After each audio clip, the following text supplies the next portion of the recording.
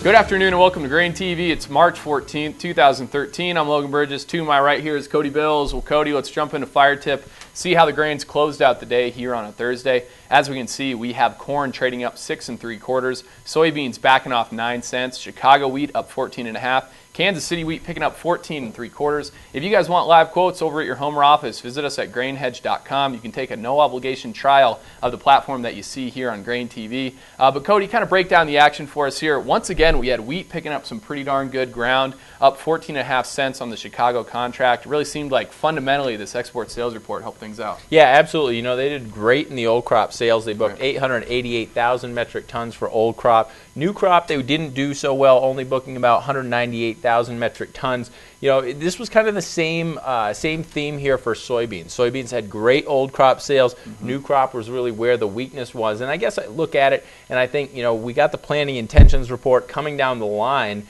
and that's going to most likely point to a massive crop with massive carryout. I'm wondering how eager buyers are out there to lock in these new crop prices before that report. Also for corn, you know, we had pretty good sales for old and new crop, coming in with 282,000 metric tons of old crop sales, new crop sales booking about 371,000. Yeah, certainly. Well, right now, as you said, it really seems like a lot of end users are kind of have a wait and see mentality on this upcoming 13-14 crop.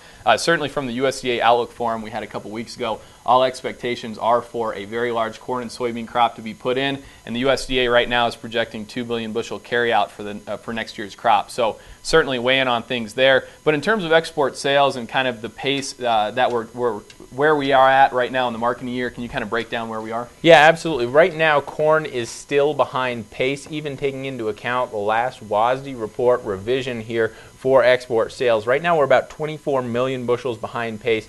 This week, you can see here the bar right there, the bar furthest to the right. That's this week's bar, and you can notice that it came in just shy of that red line, which is the pace needed to meet USDA expectations. So we slid a little bit, sliding about 2 million bushels this week. As for soybeans, we actually are ahead of pace, 124 million bushels, and those old crop sales are well ahead of what we need to meet this USDA expectations. And this is incredible to me. You know, with Brazil online, 50% harvested, beating the U.S. out, and right now we continue to have great old crop sales, and we actually picked up the pace another 6.5 million bushels.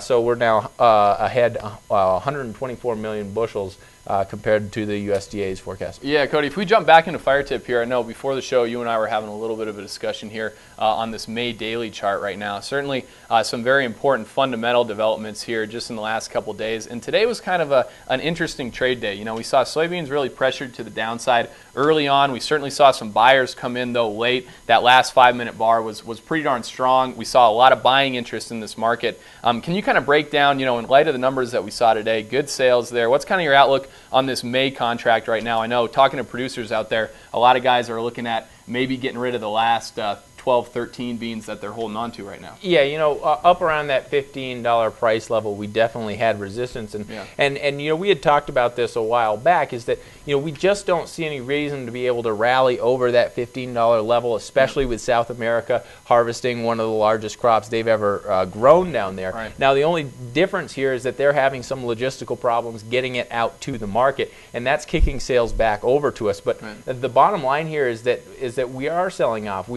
They are starting to catch up. China hasn't been in the market. Sure, we had good old crop sales this week, but and I think mostly the buying that we saw at the close here was technical. If you take a look at the daily chart here, you know, this is a daily candlestick chart. Each bar is representing 1 day of price activity. The furthest one to the right here, you'll notice that we actually rallied off of our lows here. There's a 200-day moving average, there's a 100-day moving average, and there's a short-term trend line down around that 1438 price level. And I think that helped lift us up. I wouldn't be surprised going into Friday, a day before the weekend, that we see a little bit of short covering after this 3 days of selling that we've been observing. I wouldn't be surprised if we get a little bit of a rally, or at least some price gains tomorrow. I think we should use that as a potential opportunity to price whatever remaining old crop soybeans you have. Certainly. We'll kind of driving the trade tomorrow morning. We are going to be getting the monthly